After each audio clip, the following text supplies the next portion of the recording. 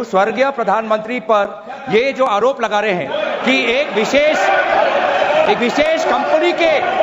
विशेष company के मद्देनजर रखते हुए एक सरकारी कानून लाया गया है, ये पूरी तरीके से उनके छवि को धूमिल करने का। इस देश को जानने वाली बात है कुछ चीजें। 1966 में रिलायंस, हमारी सरकार को बहुत कहा जाता कि अडानी की सरकार है, अंबानी की सरकार है।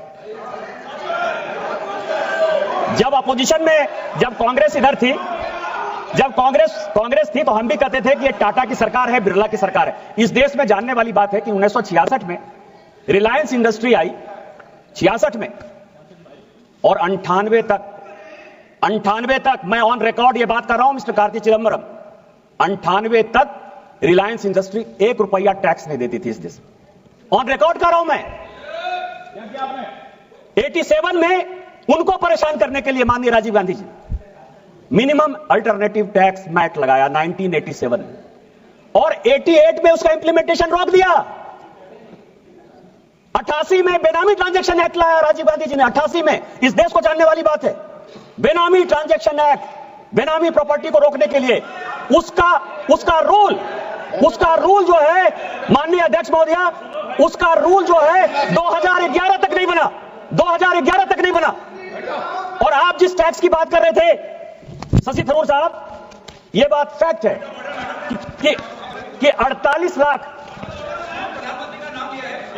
हाँ बोलिए, मैं बैठ जाता हूं, बोलिए। बजट पेश किया तो नाम नहीं लगा। बोलिए कौन सा पॉइंट है, नहीं पॉइंट बताइए ना, ये पॉइंट बताएंगे ना। तो मैडम 352 स्वर्गीय प्रधानमंत्री पर ये जो आरोप लगा रहे हैं कि एक विशेष कंपनी के मद्देनजर रखते हुए एक सरकारी कानून लाया गया है, ये पूरी तरीके से उनके छवि को धूमिल करने का। कोई आरोप नहीं लगा रहे निशिकांत जी कोई आरोप नहीं लगा रहे हैं। फैक्चुअल पोजीशन देना कोई आरोप नहीं होता। फैक्चुअल पोजीशन देना कोई आरोप नहीं होता है।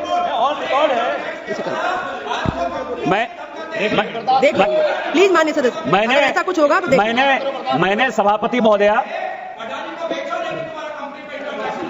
मैंने सभापति महोदया कोई आरोप नहीं लगाया। मैंने कहा कि माननीय पूर्व प्रधानमंत्री राजीव गांधी जी, मैं उनका बहुत सम्मान करता हूं और सम्मान करना भी चाहिए, इस देश के प्रधानमंत्री रहे। मैंने कहा कि उन्होंने 1987 में मैट लाया, उसका इंप्लीमेंटेशन रोक दिया। मैंने यह कहा कि 88 में वो बेनामी ट्रांजैक्शन एक्ट लेके आए, और जो कोई भी यहां कानून बनता है उसका एग्जीक्यूटिव ऑर्डर निकलता है, रूल्स निकलता है। 2011 तक ये रूल्स नहीं बना। मैंने तो केवल इतनी बात कही कि जब आप कोई एक्ट बनाते हो तो उसका रूल बनाओगे ना, उसको इंप्लीमेंट करोगे ना। उन्होंने 48 लाख करोड़ की बात की है मैडम। ये जो टैक्स है ये केवल दुनिया को दिखाने के लिए आप टैक्स पे रेट करते हो, और किसी के ऊपर, मैं आपको बताऊं कि उसमें से 48 लाख करोड़ का जो टैक्स बाकी, उसमें 43 लाख करोड़ रुपया जो नोशनल है, जो आपने कहा कि यदि आ जाता तो फिस्कल डेफिसिट कम हो जाता। मिस्टर थरूर, मैं आपको बताऊं, उसमें एक जो बिल है लगभग 1,10,000 करोड़ का हसन अली का। हसन अली कौन था? काशीनाथ टपोरिया कौन था? एक घोड़ा का व्यापार करने वाला आदमी जिसने कि 2007 तक कोई इनकम टैक्स नहीं दिया।